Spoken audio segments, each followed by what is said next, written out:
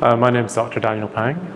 I'm an assistant professor in the Veterinary Clinical and Diagnostic Sciences Department at UCVM. Through working in one of our local clinics where we do clinical research, I'd heard about a rooster that they'd had turned into them that unfortunately lost both of its feet, probably due to frostbite. As a result of having an office a couple of doors down from Dr. Mark Hungren for a few months, I knew that he had a 3D printer in his laboratory. There we thought that perhaps there'd be the possibility of him building or printing out 3D feet for this rooster to use as prosthetics.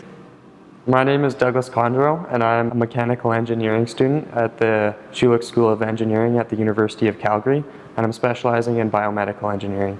I was given the project to create some sort of prosthetic for this rooster so that he'd be able to walk normally and live a normal life.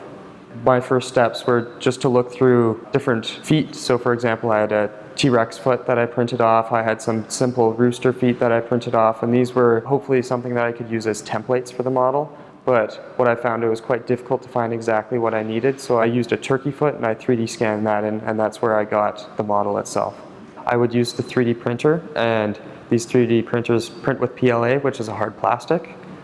This is an example of the 3D foot that I would use as a template. And once that was completed, I'd take a mold of his foot itself and place it in, and I'd paint on silicone onto it, which was flexible and soft for the rooster, and I'd get a final product where the foot itself is quite sturdy and quite flexible.